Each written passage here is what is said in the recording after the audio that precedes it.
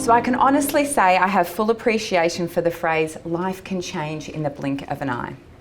For me, the blink of an eye moment occurred on June 23, 2007. At the age of 27, I suffered a stroke, paralysing the left-hand side of my body. In the days that followed, it became evident the stroke was indeed a blessing in disguise. The grey mass that appeared on the initial CT scan was later identified as GBM. I'm truly amazed by the power of the human body and spirit when faced with life-changing encounters. I still remember when the neurosurgeon said the words brain surgery. And that was the moment when I thought, is this actually happening? Am I really living this moment? And I looked to my dad sitting next to me and thought, did he just actually say those two words, brain surgery? You may recall I mentioned that I suffered a stroke which affected the left side of my body. Well, as luck would have it, I'm actually left-handed. So in the days that followed, life proved very difficult. I was only able to function with the right-hand side of my body, which was pretty useless in terms of writing or anything. And you can imagine that was very difficult and frustrating at times. I even had to try and school my signature right-handedly. Looked like a 2-year-old. So here comes the part where the fight or flight instinct kicked in. And in my mind, there was only one option: to fight. I focused on keeping myself calm, not allowing any negative thoughts or doubts, and I certainly did not Dr. Google. What statistic would be relevant to a 27-year-old female who suffered a stroke, which consequently found a brain tumour? I didn't think any would be relevant. So nearly 9 years down the track, I'm staggered. I can still remind myself and take myself back to this point in time and recall clearly conversations that occurred. Like the day before my surgery, when the neurosurgeon explained that a robot would be assisting in the operation. I thought, well, that's technology. And he was very pleased that there was a 3mm gap between my brain and the tumour. I thought, happy neurosurgeon, happy patient. So it was big smiles for us before the surgery. So 4 days after being admitted into hospital, it all happened very quickly. I survived a 4.5-hour operation, resulting in successful resection of the entire tumour. My positive state of mind continued as I slowly started to regain movement in my left limbs. The first time I wiggled my big left toe, I tell you what, it was like winning Tats Lotto. And I showed everyone my new trick that came into my room. There were initial discussions about being in a wheelchair and a rehab centre once I left hospital. Well, let's just say I thought, I'm 27, I'm not really happy with that. So I ordered the physiotherapist to get into my room and start working with me as soon as possible. I was determined to walk out of hospital, and that's exactly what I did. However, I thought that was the end of it and I would just focus on my recovery. Unfortunately, that was not the case, with test results confirming the tumour to be malignant. When you hear the fact that 1 in 4 Australians will be affected by cancer, you actually never think that you're going to be the one. I remember I went into a bit of a haze when I first heard the big C word. I had never considered the tumour could be malignant. I had survived the operation and wiggled my toe. Surely that was enough for me and I could simply be left to recover. I spent about 2 weeks in the Epworth Hospital in Richmond, and I'm sure you can all appreciate this very special moment when my favourite nurse wheeled me to the exit, according to regulations, and then I stood up and I walked to the car. I savoured the moment I finally sat down on the couch at my mum's house. There'd certainly been times when I thought, gee, will I ever do this again?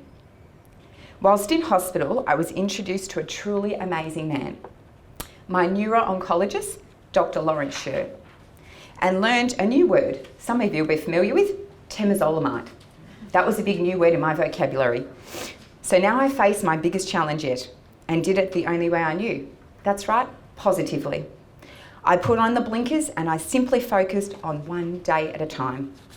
I endured 6 weeks of intensive daily radiotherapy and oral chemotherapy and simply took one thing at a time. You may recall I suffered a stroke as well, so I had the added bonus of visiting a rehab centre a few times a week for recovery, where I had to focus on regaining full movement down the left side of my body. Things along the journey have to make you laugh, don't they? Let's just say I was by far the youngest person in a rehab centre, and I quickly made friends with a few of the oldies. After 6 weeks of treatment, it was time for my body to have a rest, and I was given a few months to recuperate and recharge. Another 6 months of oral chemotherapy followed, and I took part in a drug trial at the Austin to assist future research. I thought if others had trialled drugs that have helped me, then I should do the same for those who would follow me. Whilst undergoing radiotherapy, I made a monthly visit to Melbourne IVF to receive an injection to stop my cycles. The aim of this was to safeguard me during the treatment period, in the hope that I could still have a family in the future. Well, when my gorgeous daughter was born on the 4th of August 2011, naturally conceived, I'll add, I was starting to think, gee whiz, I think my body is a bit of a medical miracle here. What am I doing? So I'm often asked, what motivated me to keep going? How did I keep pushing through? Well, I don't think we can ever underestimate the power of positive thinking. I put on my blinkers, as I've said before, remained focused, and simply took one day at a time. I did allow myself, of course, to cry and have those low moments. We're all human. And would remind myself quickly that I am actually still here and I need to keep moving forward. I've always been a happy, positive person. In fact, I think it might be in my DNA. Music was also a good help to me during parts in my life. It's always been an instant mood lifter for me, and I definitely use this to help me along the way. Last year, I had a bit of a light bulb moment. It hit me just how lucky I actually was, and I don't think I'd ever allowed myself to appreciate the challenges that I'd overcome. And actually the fact that I had conquered and surpassed a 2 to 5% survival rate. It's a bit overwhelming when you think about it. This was also a bit of a why me moment. Not in the fact that, I had suffered this, but the other effect. Why had I survived? Why am I the special one? And how come I've met so many amazing people suffering the same disease who unfortunately aren't the same as me? So what next? Well, I decided I needed to get involved to not only help create awareness of this insidious disease, but most importantly, to share my story, to provide hope to others and prove you can survive.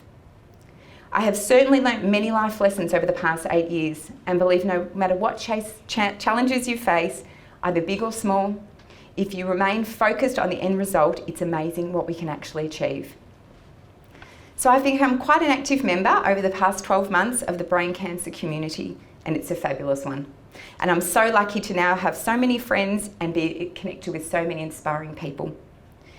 I'm part of the Victorian Brain Tumour Collaboration. I look forward to our meetings, which go for about 4 hours, planned for 1, go for 4. So never get home early, it's always a late night. Always a little bit of a chocolate treat on the way home to keep me awake. And I now seem to spend many weekends with my husband Eddie, supporting all the lovely community fundraising events, dinners, balls, trivia nights. It's wonderful, and it's really nice to be a part of it. I was also asked to be an ambassador for Cure Brain Cancer Foundation, and I was very delighted to take on that role. So I continue to have 6 monthly MRIs and checkups with lovely Dr. Sher. It's quite surprising how quickly 6 months comes around. I seem to be going there and it only feels like I'd only been there a month beforehand. I've somehow learnt over the years to switch off and not to think about the next scan till at least the night before. I'll allow myself a few tears if need be, and then think about which music I'm going to listen to while having my scan. Those of us in the room who are quite familiar with the MRI scan will understand this. The tradition of having lunch and a celebratory drink on scan day continues, and I always look forward to it. So here I stand today, a month shy of celebrating 9 years after my operation. 36 years old, fit, healthy woman, mother and a wife. But most importantly, I'm a brain cancer survivor. So I have a few photos. I raided Mum's desktop. I had to put the computer back together because it was so old to get the photos off. But I'd never had to share these before. But I thought it might be nice to do that now. Oh, that's a bit glamorous. So there's me in hospital. That was probably day 1 or 2 with that very lovely on steroids puffed face look. Holding my left arm there because it was flopping down to the side. And and someone had kindly bought me this pillow to use as a rest for my arm. So this was when I was told about the robot helping in the operation. They then came and stuck these dots on my head, which other people may have experienced as well. And then I had to have a whole series of new scans, so then they could understand, exactly and do the mapping of the brain.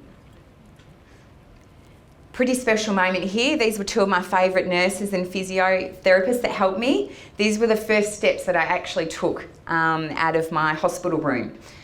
So good on you, Mum. Caught those on camera.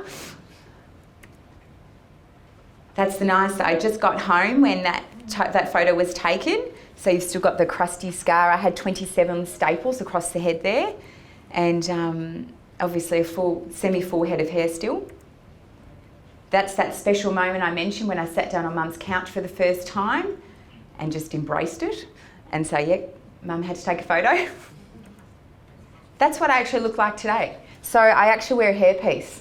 So that's me under here. I thought that was really important to show. Obviously it's revealing a lot of myself, but just to show people, especially women, I obviously used to have long brown hair. And one of the biggest things for me, which sounds strange considering you go through the brain cancer, you have the surgery, you survive all of that. One of the most difficult things for me was losing my hair. And even though, yes, you can wear a wig, it's not the same. So I had to contemplate for a while there, and when they said, no, look, the amount of radiotherapy has actually killed your hair follicles, it's never going to regrow, I thought, rightio, what are we going to do? So I actually called advanced hair, yeah. And I asked them, I don't know if this is a silly question, but this is my story, and can I come and speak to someone and see if you can help me out and maybe regrow some hair? So the regrowing of hair was out of the equation, but they quickly explained to me that they could make a hairpiece. So that's what this is. Thanks to India. This gets sent over, and I get one every year. And positive for me, I'll never get that grey regrowth. So I always take the positives out of every situation. That's what I take out of this situation. So if anybody wants to speak to me about hair issues, I'm very happy to chat and have good knowledge. So here's my happy family. Like I said, we've been getting involved in lots of events. We did Team Heaney's Heroes for the Walk for Brain Cancer last year. Eddie, my husband, had some shirts made, and obviously that's my gorgeous little Amelia there, and she was the team mascot. So it was a lovely day, and we look forward to another one this year. So that's me. So thank you very much.